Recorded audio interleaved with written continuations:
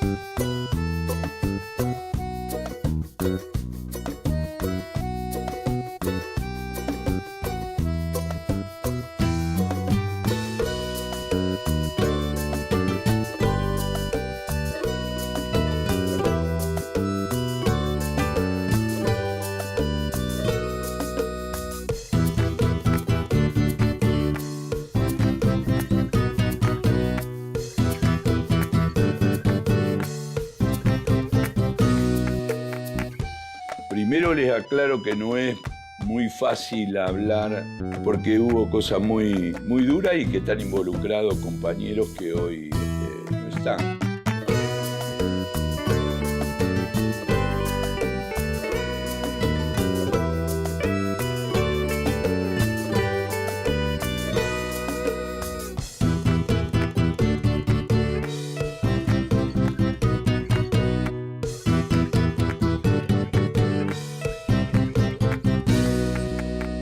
En este lugar funcionaba la fábrica Silvapen. Por aquella época nosotros pertenecíamos a la coordinadora de Interfabril de Zona Norte. Ya se sabía que el golpe se venía. Y cuando se produce, el jefe de personal me manda a avisar por intermedio de un compañero nuestro, el Negro Martínez, hoy desaparecido, que no me presentara a trabajar porque habían andado los militares, y ahí me entrega un sobre con dinero que me habían dado de una colecta que habían hecho los compañeros de fábrica. Más o menos la mayoría sabía de mi situación y sabía de que por lo que estaba atravesando. Yo en el 68 entré en la fábrica Santa Rosa, la que hoy es Asindar, acá en San Justo, en la calle Arieta. Ahí había un cordón industrial muy importante. Pero bueno, allá por el 70, 71, yo fui delegado de fábrica y después ingresé en la comisión interna. Era algo espectacular hacer asamblea de fábrica en esos lugares, ¿no? Porque cuando había algún problema muy importante, terminábamos con asambleas de 3.000 compañeros en esa fábrica.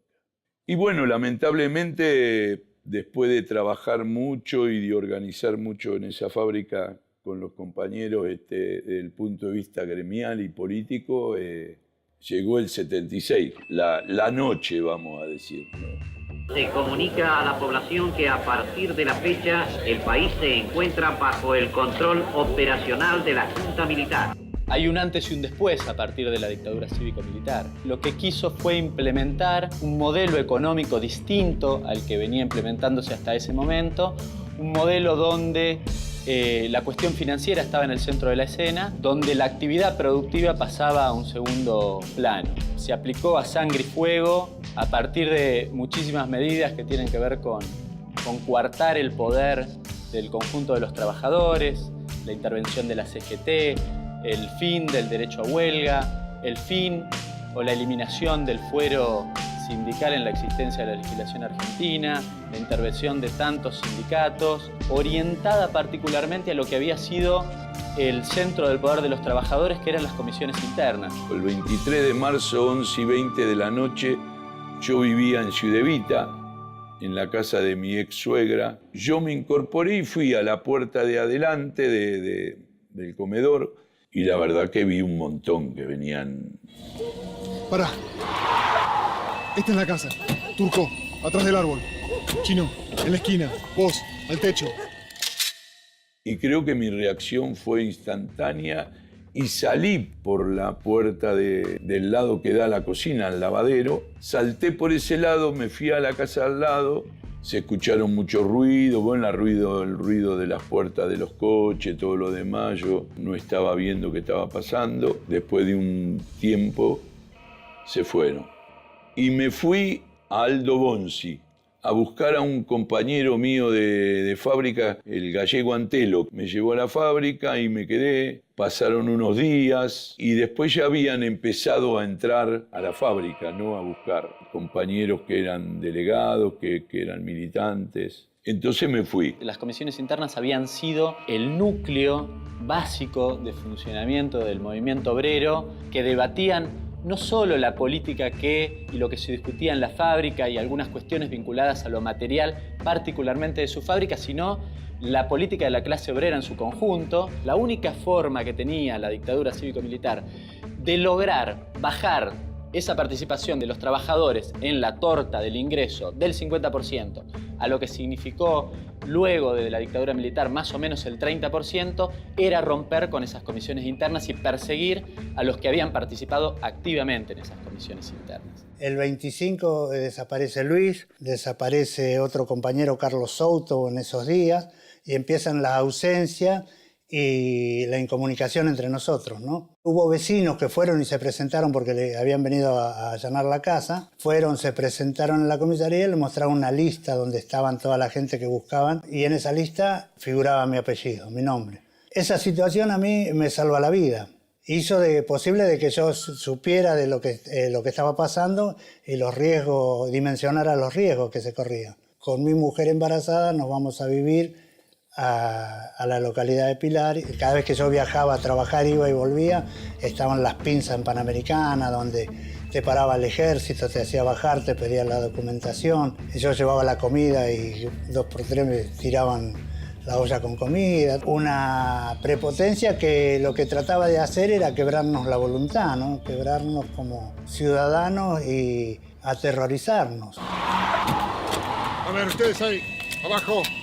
Vamos, abriendo los bolsos. ¡Muevan las manos! ¡Vamos, rápido! Yo entré a trabajar por un amigo con un hombre que se llamaba Cuenca de apellido. Entre octubre o noviembre del 76, yo vengo a cargar hielo ahí y en un momento determinado alguien me agarra de atrás y me aprieta muy fuerte, me tapa los ojos y me dice: te vamos a matar. Yo digo, me río porque era un compañero que hoy actualmente está acá en el sindicato, que es el polaco Kergarabak. Nos dimos un gran abrazo, que no nos veíamos hace tanto tiempo. Y entonces empezamos a conversar con el polaco de qué forma nos podíamos juntar. Y entonces buscamos a algunos compañeros, como ser al Cabezón Solís, que era un correntino que trabajaba en rodamientos ahí en Acíndar. Y nos juntamos con el Perro Moll, que también había sido de Santa Rosa, con otro compañero que se llamaba Kenauer, y nos juntamos con la familia. Hacía tanto que no nos veíamos, pero aparentemente nos estaban vigilando. El 5 de enero del 77, ahí nos fueron a buscar de vuelta. Pude zafar esa noche gracias a una ex cuñada. Y cuando llegaron los milicos, golpearon la puerta. Mi ex cuñada tuvo la reacción de decir: no vive acá, vive en la casa de la madre. Los tipos reaccionaron de forma equivocada y se fueron para la casa de mi vieja. Al Perro Moll se lo llevaron, la pasó muy mal. Por suerte después lo soltaron, quedó muy embromado de las piernas porque le dieron mucha picana. Le preguntaban por alguno de nosotros, les pegaban. El Perro Moll siempre cuenta que vio un tal Luis, parece ser que era un tipo que aparecía en algunas reuniones que nosotros hacíamos, inclusive con los compañeros de Mercedes-Benz, que después la comisión interna desapareció casi toda. Pero el perro asegura de que era ese tipo, ¿no? También lo golpearon mucho a Kenauer. Al que no encontramos tampoco es un compañero que se llamaba Aquino, pero bueno, en el 77 también se llevaron a Emilio Tomasín, que lleva el nombre de él, nuestra escuela fábrica que vino a inaugurar el 17 de octubre del 2007 Néstor y Cristina. Por eso digo que jodido esto, ¿no? A Gastón Goncalves lo conocíamos como José. A Ana Granada como Victoria. José, cuando se lo llevaron, tenía 26 años y Victoria tenía 22. En el 71 empezamos a hacer un trabajo barrial, armamos un grupo de Juventud Peronista y ahí empezamos a relacionarnos y a hermanarnos con José, que era un compañero muy preparado políticamente, muy sólido ideológicamente, que viene a empezar a formar militantes en la zona, ¿no? Fue un ejemplo para nosotros, fue un ejemplo a seguir, José. Y me acuerdo que venía con Gastón, que era chiquito, y jugaba, y se ensuciaba, y andaba. Las mujeres lo tenían que preparar para que vuelva, para que viaje de vuelta, y todo ese tipo de cosas. Entonces, en Olivos, entonces venía Libertador. La única manera que puedo lograr jugar con mi papá que sea más grande. Yo soy mucho más grande que mi papá. Entonces, lo pasé hace mucho tiempo. Entonces no tengo, mi papá está con una foto. Tiene 26 años todavía. Y bueno, y José militaba en el barrio. Nos dábamos cuenta todos de que no era de ahí por la característica, la pilcha. Se ve que salía de laburar y llegaba. Lo que nos unió siempre fue el proyecto, ¿viste? Y el amor que ellos tuvieron ese proyecto. Al punto que dieron la vida, ¿no? La verdad es que las escuelas siguen presentes hoy en día. Yo lo veo en mi familia. Mi familia hoy en día sigue estando afectada por esto. Es muy difícil. Bueno, pero estamos bastante. Estamos, de verdad.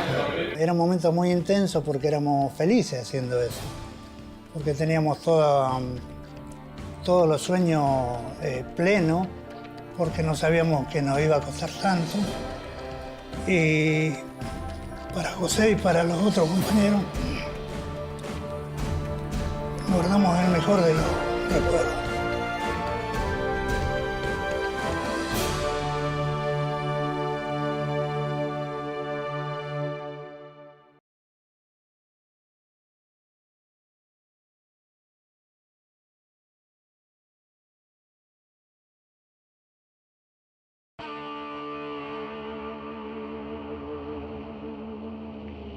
La dictadura militar además implementó un Estado represivo que estaba orientado a garantizar este nuevo modelo de acumulación vinculado a la actividad, particularmente a la actividad financiera.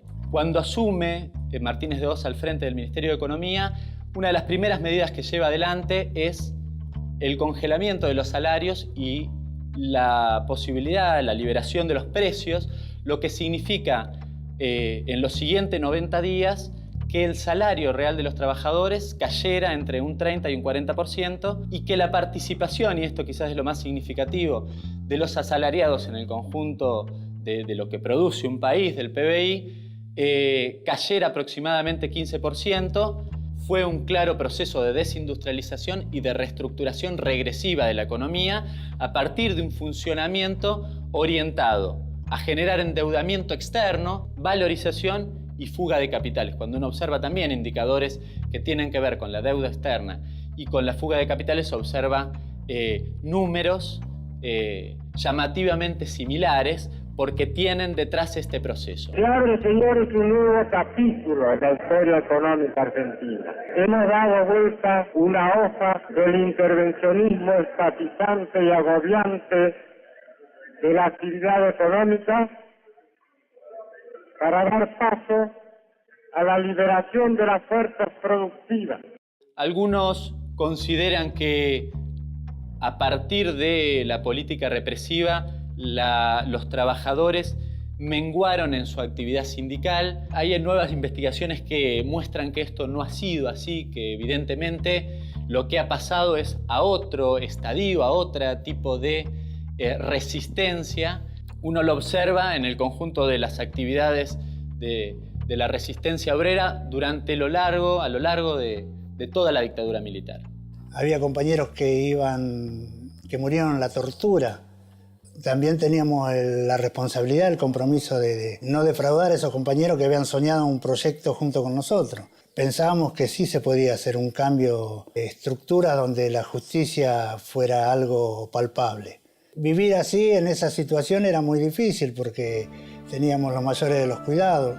Íbamos sabiendo de los compañeros que no aparecían, que no estaban ni detenidos ni presos. Más o menos tratábamos de ayudar a la familia porque había casos donde tenían muchos chicos, juntábamos unos pesos, los ayudábamos, tratábamos de estar con ellos, aunque sea como para compartir el dolor. Entonces era todo muy, muy subterráneo lo que se hacía. Todo lo que se podía resistir era hasta ahí. Pensar de que teníamos una vela con una sola llama y que tratábamos de que no se apagase, ¿no? Un poco la resistencia pasó por todo ese tipo de cosas. Y el Potro Calvo fue quien vino por primera vez a buscarme a mí allá entre el 80 y el 81, 82, para decirme: Russo, nosotros tenemos que volver a La Matanza. Tenemos toda una historia en La Matanza, en las comisiones internas, los delegados. Hemos perdido compañeros. ¿A dónde nos vamos a ir nosotros? Tenemos que pelearla. Y bueno, y me convenció el Potro. Y terminamos armando la agrupación Evita en ese momento. Yendo a la fábrica a armar volantito, a tiza y a carbón, como decían, ¿no?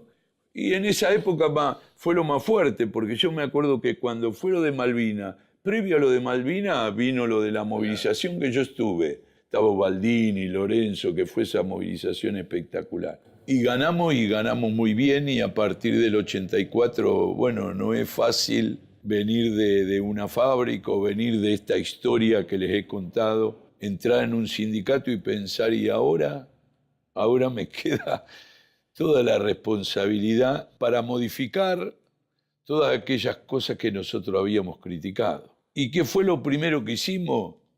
Fue unificar a los compañeros, porque el objetivo fundamental tiene que ser beneficiar a los metalúrgicos de La Matanza.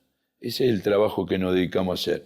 La implementación a partir del 24 de marzo de esta dictadura tuvo como objetivo central que se continuara en el tiempo y no se viera visto perjudicado incluso a partir de la recuperación de la democracia. Desde el 74 y hasta el 89 la curva tiene una inclinación negativa, cae todo el tiempo. Y además la etapa posterior fue quizás la conclusión de esa continuidad. El menemismo fue la continuidad clara de la política que había implementado o iniciado la dictadura en el año 76. Después del 89, la gente misma pedía esta orientación. Y yo creo que este es el espíritu que capta el presidente Menem cuando asume la presidencia, y con el ministro Cavallo y los ministros que lo antecedieron comenzaron también en este sentido, dieron la orientación económica en las grandes líneas, en las grandes bases, que eran prácticamente las mismas que la nuestra. Quizás ahora, muchos años después, empezamos a recuperar y a escribir nuevamente esta historia, quizás para atrás, y a recomponer todos esos engranajes hasta vincular lo que hoy somos nosotros y lo que hoy hacemos nosotros como dirigentes políticos, como militantes, con el compromiso que tenemos, a la resistencia esta que con mucho silencio hubo durante la dictadura.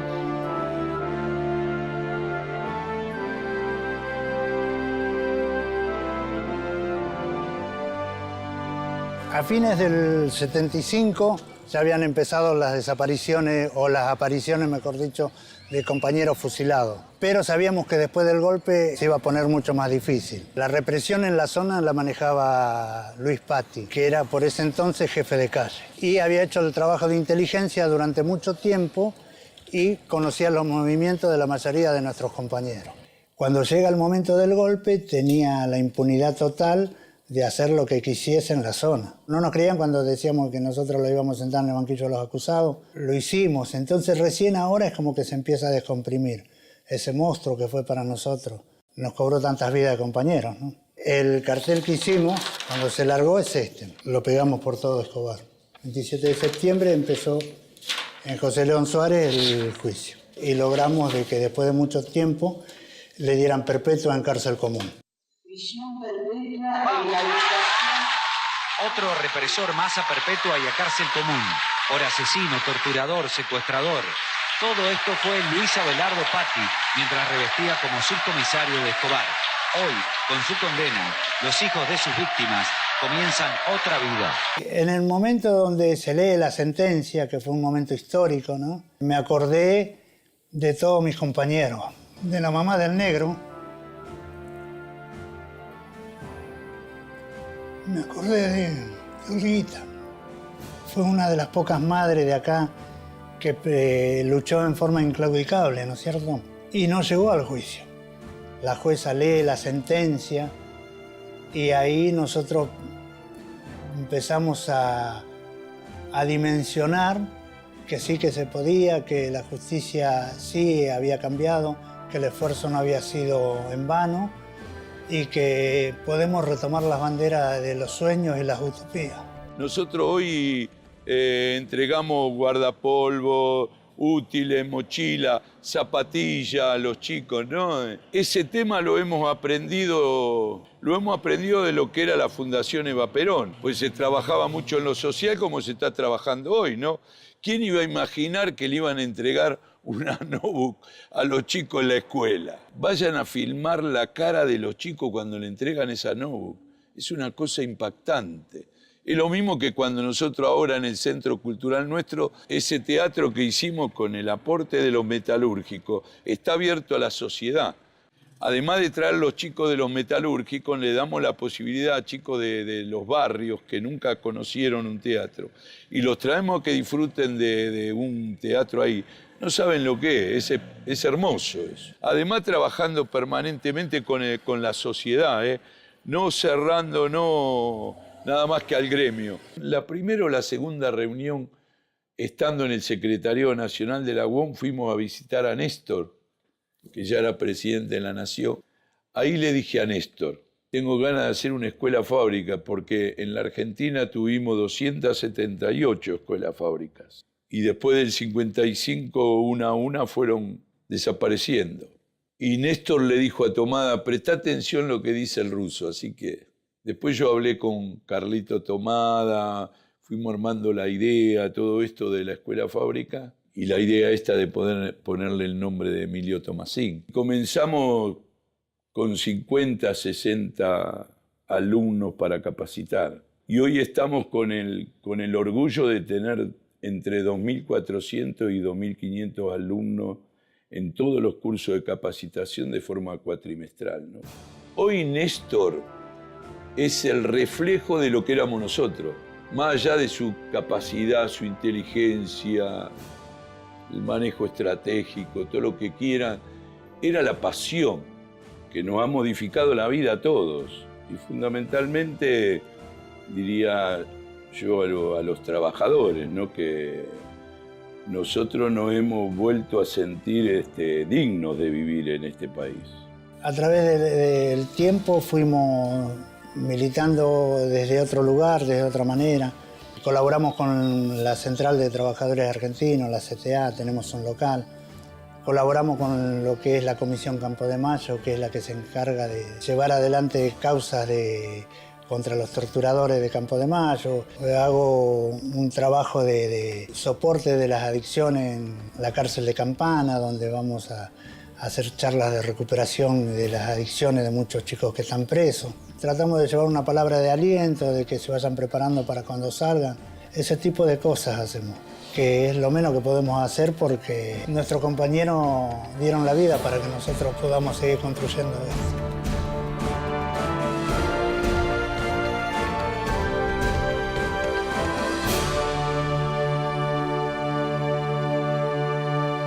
A mí me llamó Fernando Espinosa, me dijo, mira, Russo, vos vas a ser el 4º diputado por la provincia de Buenos Aires. Yo miré la planilla y, viste, 4º diputado, la pelota, dije, Russo. Nosotros acá, por toda esta historia que les conté, nos sentimos reconocidos.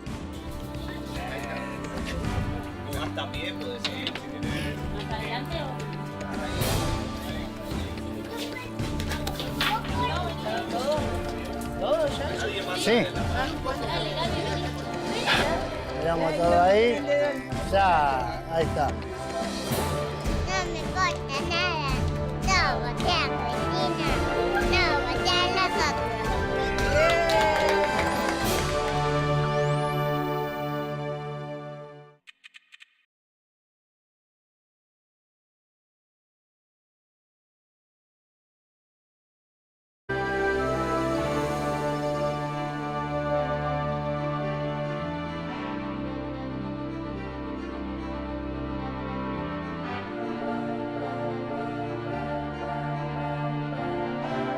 acá la tenemos a la Eva.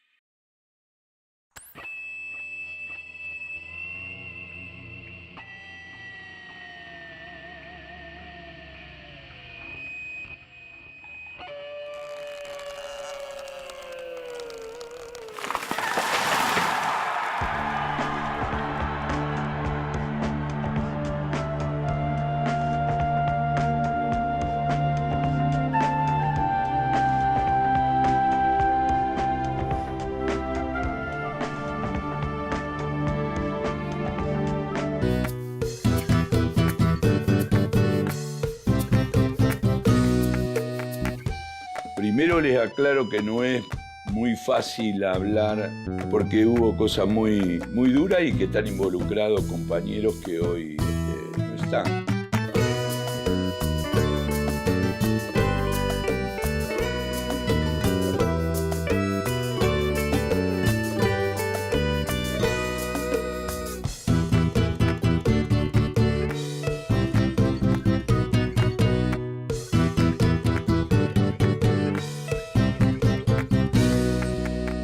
En este lugar funcionaba la